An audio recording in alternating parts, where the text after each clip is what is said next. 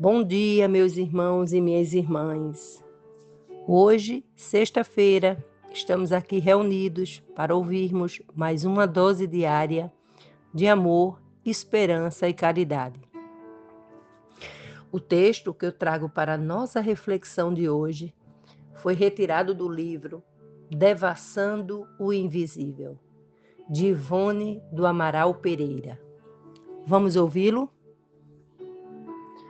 Como se vestem os espíritos? Em seu julgamento, Joana d'Arc respondeu perguntas capciosas.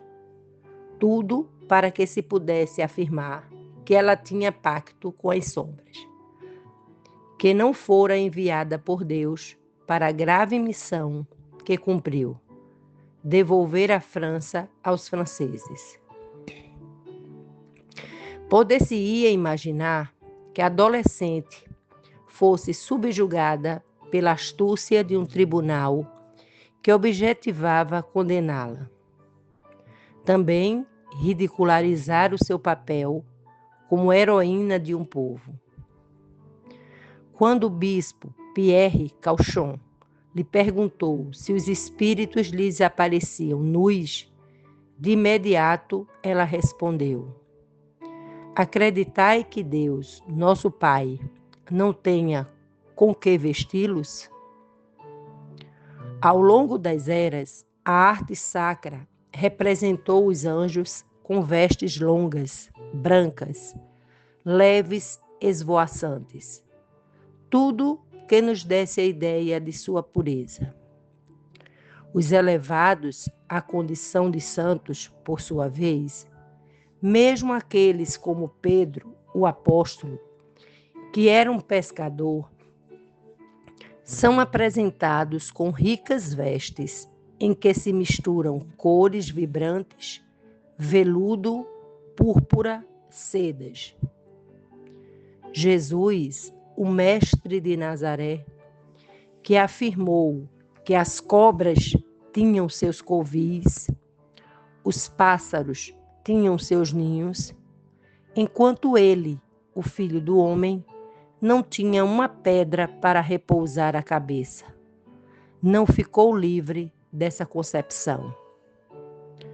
As pinturas, as estátuas que objetivam apresentá-lo aos homens, o mostram com vestes luxuosas e ricos mantos, para assinalar a grandeza desse espírito.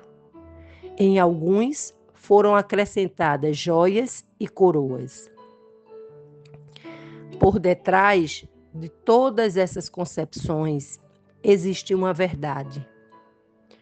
O mundo espiritual é muito rico de recursos e os espíritos, quando se apresentam aos olhos humanos, o fazem com trajes específicos.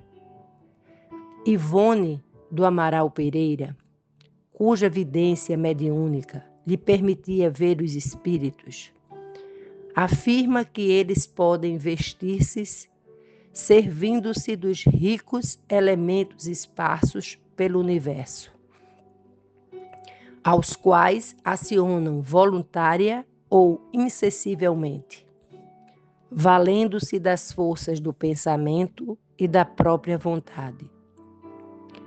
Assim, o músico polonês Frédéric Chopin, ao lhe aparecer, se apresentava muito bem trajado à moda de sua época, o reinado francês de Luís Filipe. Lázaro Zamenhof, o criador do Esperanto, lhe aparecia com seu terno do século XX, circundado de um halo, como que formado de ondas concêntricas que assinalam o seu elevado trabalho intelectual. A entidade que se denomina Charles, martirizado por amor ao Evangelho no século XVI, na França, durante a célebre matança de São Bartolomeu, se deixava ver em trajes de iniciado hindu, ou em trajes de príncipe indiano, visto que no século XVII foi soberano na Índia. Os integrantes da falange de iniciados hindus, ela os percebia em seu uniforme característico.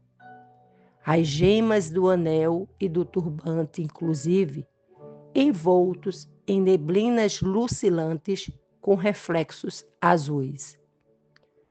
Quanto temos a descobrir da espiritualidade? Um mundo pleno de bênçãos, de recursos acionados pela vontade dos espíritos.